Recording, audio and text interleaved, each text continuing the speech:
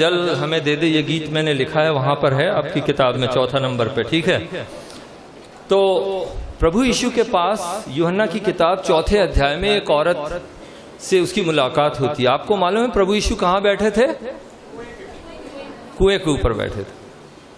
तो क्या हुआ, प्रभु यीशु एक सुखार नाम का एक गांव था, उधर पे बहुत थक गए थे, कुएं पर बैठे हुए थे बाहर, गांव के बाहर।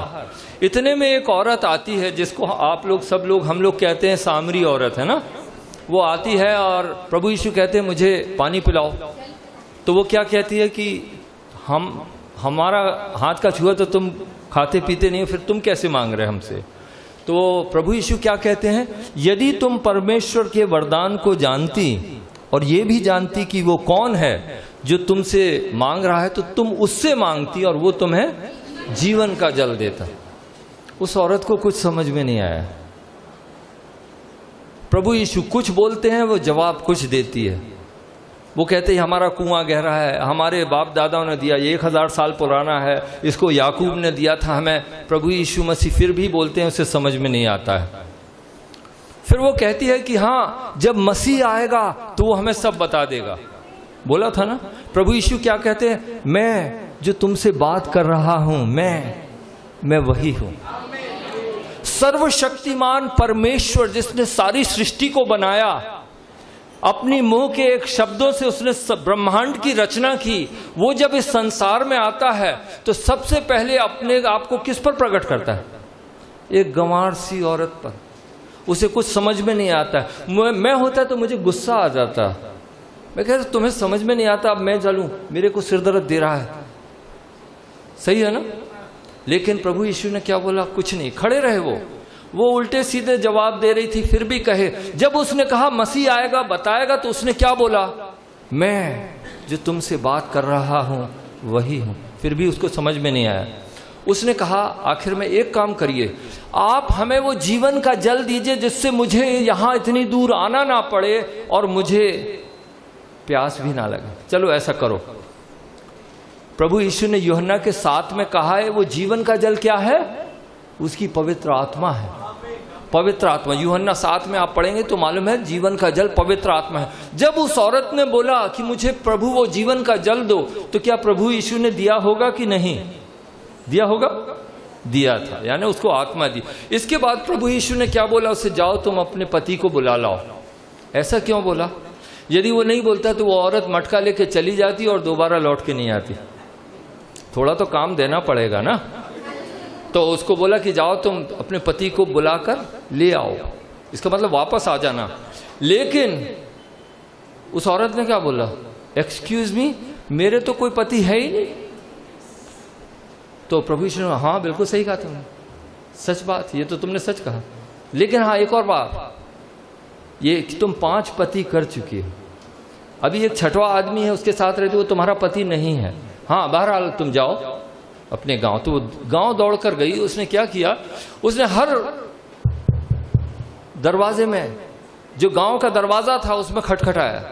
उसकी कोई रेपुटेशन नहीं थी, कौन सुनता उसकी बात। लेकिन वहां क्या ले, उसने क्या बोला? एक आदमी कुएं के ऊपर बैठा हुआ है बाहर, गांव के बाहर। उसने मेरे जीवन के बारे में सब बता दिया। कहीं वो मसीह तो नहीं है? इससे बड़ी बेवकूफी की बात क्या होगी? एक आदमी कुएं पर बैठा है, कहीं वो मसीह तो नहीं है? ये कोई बात हुई?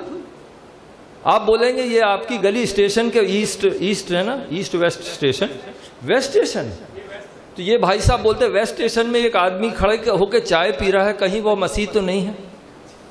तो आप मानेंगे? इसी तरह से जब उन्होंने कहा कि एक आदमी कुएं पर बैठा है, कहीं वो मसीह तो नहीं है, तो वहां लिखा सब लोगों ने उस पर विश्वास कर लिया। क्या बात है? ऐसे कैसे कर लिया? विश्वास उसको कहते हैं जब विश्वास नहीं किया जा सकता, इसीलिए तो बोलते हैं विश्वास है। मेरे सामने किताब रखी, इससे मुझे विश्वास करने के लिए बहुत ताकत चाहिए। ओह किताब है कि ये हाथी है, किताब है कि हाथी है, ऐसी बात। जो चीज दिखाई नहीं देती है, 2 + 2 = 4 होता है ना। लेकिन प्रभु यीशु क्या बोलते हैं? 2 + 2 = 5। मुश्किल है ना? विश्वास नहीं होता है ना? करना पड़ेगा। इसीलिए जब उसने बोला कि एक आदमी कुएं पर के ऊपर बैठा है, तो उन्होंने सब विश्वास किया। क्यों किया मालूम आपको? उसकी बात तो कोई नहीं मानता था। वो नहीं बोल रही थी, कोई और बोल रहा था। इसीलिए तो यशाया 55:11 में लिखा है, मेरे मुंह से निकला हुआ वचन मेरा काम बिना किए वापस नहीं आएगा। और हम जितना बोलेंगे तो बोलते ही रहेंगे। कुएं पर बैठी हुई औरत से बात करते हुए प्रभु यीशु ने बोला, क्यों बात कर रहे थे? प्रभु यीशु सीढ़ियों से उतर कर आए जमीन पर, उसने नौकर बने, हमारे पांव धोए और इतने नीचे चले गए कि उस सामरी औरत जैसे 5 पति के औरत जैसे लोगों के साथ बैठकर वो संगति कर सका। क्यों कर सका? फिलिपियों 2 में लिखा है कि वो शून्य बन गया।